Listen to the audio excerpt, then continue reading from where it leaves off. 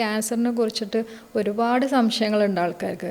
അതായത് നമ്മൾ വീട്ടിൽ ഉപയോഗിക്കുന്ന ഓവൻ, മൈക്രോവേവ് ഓവൻ, അതുപോലെയുള്ള നമ്മുടെ എയർ ഫ്രയർ, അപ്പോൾ ഇതൊക്കെ യൂസ് ചെയ്യുന്നത് കൊണ്ട് ഇത് ക്യാൻസറിന് കാരണമാവുന്നൊക്കെ ഒരുപാട് ആൾക്കാർ പറയുന്നുണ്ട്. അപ്പോൾ ശരിക്കും ഇത് ശരിയാണോ? അതിലെന്താ വെച്ചാൽ നമ്മൾ ഡീപ്പ് ഫ്രൈയിങ് ആണ് അതിലുള്ള പ്രശ്നങ്ങൾ. ഇപ്പോൾ അല്ല എയർ ഫ്രയർ ഒന്നും ഉപയോഗിച്ചിട്ട് ക്യാൻസർ വരുന്നുള്ള പഠനങ്ങളോ അല്ലെങ്കിൽ അതുകൊണ്ടൊന്നും ക്യാൻസർ ഉണ്ടാക്കുന്നു എന്നുള്ള പഠനങ്ങളൊന്നുമില്ല. പക്ഷേ ഈ പല കാര്യങ്ങളും ചിലപ്പോൾ നമ്മൾ കിച്ചണിൽ തന്നെ ഈ ഡീപ്പ് ഫ്രൈ ചെയ്യുന്ന കാര്യങ്ങൾ അല്ലെങ്കിൽ ഓയിൽ വീണ്ടും വീണ്ടും ഉപയോഗിക്കുന്നത്, നമ്മളിപ്പോൾ കിച്ചണിൽ തന്നെ ശരിക്കും ഇപ്പോൾ ക്യാൻസർ പ്രിവെൻഷൻ എവിടെ നിന്ന് തുടങ്ങണം എന്ന് ചോദിച്ചാൽ കിച്ചണിൽ നിന്ന് തുടങ്ങണം എന്നുള്ളതാണ്. അല്ലെങ്കിൽ നമ്മൾ ഉപയോഗിക്കുന്ന പ്ലാസ്റ്റിക് പാത്രങ്ങൾ നമ്മൾ നല്ല ഹീറ്റ് ചെയ്തിട്ട് ചോറും ഇതൊക്കെ പ്ലാസ്റ്റിക് പാത്രങ്ങളിലൊക്കെ കുട്ടികൾക്ക് കൊടുക്കും. അപ്പോൾ അത്തരം പ്ലാസ്റ്റിക്കുകൾ കോൺസ്റ്റൻറ്റ് യൂസ്, എപ്പോഴെങ്കിലും 1-2 പ്രാവശ്യം ഉപയോഗിച്ചുകൊണ്ടോ അല്ലെങ്കിൽ നമ്മൾ വീട്ടിൽ എപ്പോഴും ഉപയോഗിച്ചുകൊണ്ടോ അല്ല, ഇത് സ്ഥിരമായിട്ട് അത് ഉപയോഗിക്കുമ്പോൾ മേ ബി അതൊരു ക്യാൻസറസ്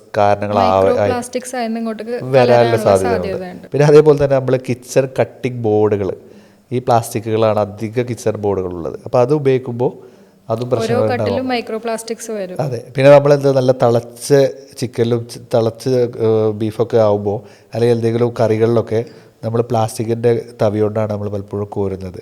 അതും ഈ ഹീറ്റ് ആകുമ്പോൾ പ്രശ്നങ്ങൾ ഉണ്ടാകാനുള്ള സാധ്യതയുണ്ട്.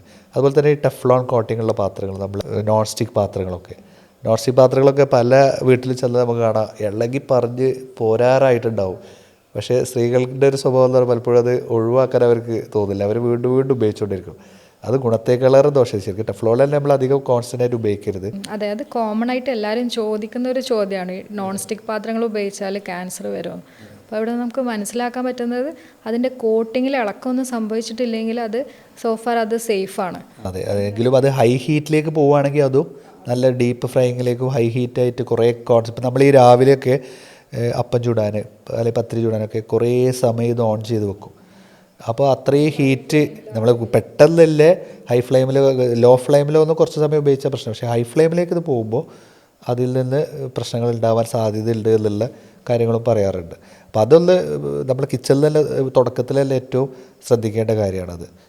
നമ്മൾ പറഞ്ഞു എയർ ഫ്രയറിൻ്റെ ഇതുവരെയുള്ള സ്റ്റഡീസിൽ എയർ ഫ്രയറും ഓവനും കമ്പാരിറ്റീവ്ലി സേഫാണെന്നാണ്, ആ റേഡിയേഷൻസ് കുഴപ്പമില്ല എന്നാണ് പറയുന്നത്. അല്ലെ, ഇനി മറ്റ് യൂട്ടൻസിൽസ്, പാത്രങ്ങൾ, അടുക്കളയിൽ ഉപയോഗിക്കുന്ന അലൂമിനിയം പാത്രങ്ങൾ, ഇപ്പോൾ പ്ലാസ്റ്റിക്കിൻ്റെ കാര്യം പറഞ്ഞു, പ്ലാസ്റ്റിക്കിൽ നമ്മൾ സ്റ്റോർ ചെയ്യുള്ളൂ, കുക്ക് ചെയ്യില്ല. ഇനി കുക്ക് ചെയ്യുന്ന പാത്രങ്ങൾ, അലൂമിനിയം പാത്രങ്ങൾ, അങ്ങനെ എന്തെങ്കിലും ഹാംഫുൾ എഫക്ട്സ്? അതിലിപ്പോൾ ഈ പ്ലാസ്റ്റിക്കിൽ തന്നെ നമ്മൾ സ്റ്റോർ ചെയ്യുന്നതും പ്രശ്നമാണ്. നമ്മൾ ഇപ്പോൾ പഞ്ചസാര, അതുപോലെ ഉപ്പ്, ഇതുപോലെയുള്ള കാര്യങ്ങളെല്ലാം നമ്മൾ മല്ലിപ്പൊടി, മുളക് പൊടിയൊക്കെ നമ്മൾ ഇട്ട് വെക്കുന്നത് എന്താണ്, പ്ലാസ്റ്റിക് പാത്രങ്ങളിലാണ്.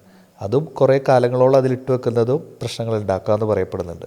പിന്നെ അതിൽ നമ്മൾ അലുമിനിയം പാത്രങ്ങളിൽ നമ്മൾ ഈ അസിഡിക് ആയിട്ടുള്ള ഫുഡുകൾ, ഇപ്പോൾ ലീച്ചിങ് എന്ന് പറയും, ഈ നമ്മുടെ ആസിഡിക് ആയിട്ടുള്ള നമ്മുടെ സാമ്പാർ അല്ലെങ്കിൽ നമ്മുടെ സിട്രസ് ആയിട്ടുള്ള എന്തെങ്കിലുമൊക്കെ തൈര് ഒഴിച്ചിട്ടുള്ള കറികൾ, ഇത്തരം കാര്യങ്ങളൊക്കെ നമ്മൾ ഉപയോഗിക്കുമ്പോൾ ഇതിലുള്ള അലുമിനിയം ഇതിലേക്ക് വരാനും അതുപോലെ തന്നെ ഇത് ക്യാൻസറസ് ആവാം എന്നുള്ള പല കാര്യങ്ങളൊക്കെ പല കാര്യങ്ങളുണ്ട്.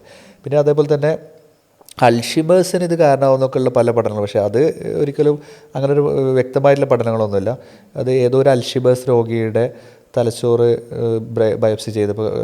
ഓട്ടോപ്സി ചെയ്ത സമയത്ത് അല്ലെങ്കിൽ മരണാനന്തരം അവരുടേത് ഓട്ടോപ്സി ചെയ്ത സമയത്ത് അതിൽ അലുമിനിയം പാർട്ടിക്കിൾസ് ഉണ്ടായിരുന്നു എന്ന് പറഞ്ഞുകൊണ്ടുള്ളൊരു ഒരു ഇതൊക്കെ മുമ്പ് നമ്മൾ കേട്ടിട്ടുണ്ട്. അപ്പോൾ അതിന് അത്ര ഒരു റെലവൻ്റ് ആയിട്ട് അൽഷിമേഴ്സ് ഉണ്ടാക്കും അല്ലെങ്കിൽ അലുമിനിയം പാത്രങ്ങൾ ഉപയോഗിക്കരുത്, അൽഷിമേഴ്സ് ഉണ്ടാക്കും എന്നൊക്കെ പറഞ്ഞ് ടാഗ് ലൈനിലൊക്കെ ചില ഇതൊക്കെ നമ്മൾ ന്യൂസുകളും അല്ലെങ്കിൽ ചില വീഡിയോസൊക്കെ കാണാറുണ്ട്. അപ്പം അത്തരം ഒരു ബയസിൻ്റെ ആവശ്യമില്ല, നമ്മൾ ഉപയോഗിക്കാം. ഇപ്പോൾ ഇതിലൊക്കെ ഉള്ളൊരു കാര്യം എന്ന് പറഞ്ഞാൽ ഏത് വസ്തുക്കളാണെങ്കിലും ഒരു പരിധിയിൽ കൂടുതൽ ഉപയോഗിക്കുമ്പോഴാണ്, അല്ലെങ്കിൽ നമ്മൾ അതിൻ്റെ കൺട്രോളില്ലാതെ ഒരു റെസ്ട്രിക്റ്റഡ് അല്ലാതെ ഉപയോഗിക്കുമ്പോഴാണ് ഇതൊക്കെ പ്രശ്നങ്ങളാവുക. ഇതെല്ലാം മനുഷ്യന് ഉപയോഗിക്കാവുന്ന കാര്യങ്ങൾ, പക്ഷേ റെസ്ട്രിക്ഷൻ ഇല്ലാതെ അമിതമായിട്ട് ഇത്തരം കാര്യങ്ങൾ അല്ലെങ്കിൽ ശ്രദ്ധിക്കാതെ ഇതിലെ ഹെൽത്ത് ഹസാർഡ്സ് അറിയാതെ ഉപയോഗിക്കുമ്പോഴാണ് ഇതിലെ പ്രശ്നങ്ങൾ എന്നുള്ളതാണ് നമ്മൾ തിരിച്ചറിയേണ്ടത്. പ്ലാസ്റ്റിക് ബോട്ടിലിൻ്റെ കാര്യം പറഞ്ഞപ്പോൾ നമ്മൾ പ്ലാസ്റ്റിക് ബോട്ടിൽ നമുക്ക് അത് ഒഴിവാക്കാൻ പറ്റാത്ത, നമുക്കിപ്പോൾ യാത്രയിലൊക്കെ പോവുകയാണെങ്കിൽ നമുക്ക് ഏറ്റവും സേഫായിട്ട് വെള്ളം സ്റ്റോർ ചെയ്യാൻ പറ്റുന്നത് പ്ലാസ്റ്റിക്കിൽ തന്നെയാണ്. നമ്മൾ എത്രയൊക്കെ സ്റ്റീൽ ബോട്ടിൽസ് ഉപയോഗിച്ചാലും അവിടെ ഒരുപാട് ലീക്കിങ്ങും പ്രശ്നങ്ങളൊക്കെ. അപ്പോൾ പ്ലാസ്റ്റിക് ബോട്ടിലാണ് എപ്പോഴും എല്ലാവർക്കും കൺവീനിയൻ്റ് ആയിട്ടുള്ളത്. പക്ഷേ ഇവിടെ നമ്മൾ ശ്രദ്ധിക്കേണ്ടത്, വണ്ടിയിലൊക്കെ നമ്മൾ വണ്ടി ചൂടത്ത് വെച്ച ഒരു അവസ്ഥ ആകുമ്പം അവിടെ ഈ ബോട്ടിൽ ഹീറ്റ് ആവും. നമ്മളതുമല്ല, ഈ വെള്ളം ചിലപ്പോൾ മാസങ്ങളോളം വണ്ടിയിലിരിക്കും. ഉപയോഗിക്കും. എന്നിട്ട് അത് ഹീറ്റായിട്ടാണ് പിന്നെ ചിലപ്പം അതിൽ തന്നെ വീണ്ടും റീയൂസ് ചെയ്യും. ഒരിക്കലും റീയൂസ് ചെയ്യരുതെന്ന് അതിൽ തന്നെ എഴുതിയിട്ടുണ്ട്. എന്നിട്ട് അത് നമ്മൾ പ്ലാസ്റ്റിക് ആണെങ്കിൽ നമ്മൾ സിംഗിൾ ടൈം യൂസ് ചെയ്യുന്ന സിംഗിൾ ടൈം തന്നെ ഉപയോഗിച്ച് ഒഴിവാക്കുന്നുള്ളത് നമ്മുടെ മലയാളികളുടെ ഒരു ശീലമാണ്. ഒരു സാധനം കിട്ടിക്കഴിഞ്ഞാൽ അത് ഒഴിവാക്കാൻ നമുക്കൊരു മടിയാണ്. അല്ലെങ്കിൽ ഞാനൊരു ചെറിയ ഉദാഹരണം പറയാം. നമ്മുടെ ഒരു പോക്കറ്റിൽ ഇപ്പം ഞാൻ എൻ്റെ വോയിസ് കേൾക്കുന്ന നമ്മുടെ ആളുകളൊന്ന് ശ്രദ്ധിച്ചു നോക്കുക. അവരുടെ പോക്കറ്റ് പേഴ്സ് അവരൊന്ന് തുറന്നു നോക്കുക. അവരെന്നോ കാലത്ത് ഒരു 2 കൊല്ലം മുന്നേ യാത്ര ചെയ്ത് KSRTCയുടെ ടിക്കറ്റ് പോലും അവരുടെ പേഴ്സിലുണ്ടാകും. അതുപോലും ഒഴിവാക്കാൻ മലയാളികൾക്ക് മടിയാണ്. അപ്പോൾ അത് ഒരു യഥാർത്ഥമാണ്. അപ്പോൾ അതേപോലെ തന്നെയാണ് ഇത്തരം വിഷയങ്ങൾ. നമുക്ക് ഒഴിവാക്കേണ്ട സാധനങ്ങൾ നമ്മൾ ആ സമയത്ത് ഒഴിവാക്കണമെന്ന് നിഷ്കർഷിച്ചിട്ടുണ്ടെങ്കിൽ അത് ഒഴിവാക്കുക. അത് വീണ്ടും വീണ്ടും ഉപയോഗിച്ചിട്ട് കളയാനുള്ളൊരു മടി കൊണ്ട് ഒരു ആരോഗ്യ പ്രശ്നം നമ്മൾ വിളിച്ചു വരുത്തുകയാണെന്നുള്ളത് പല ആളുകളും അറിയാറില്ല എന്നുള്ളതാണ് അതിൻ്റെ വാസ്തവം.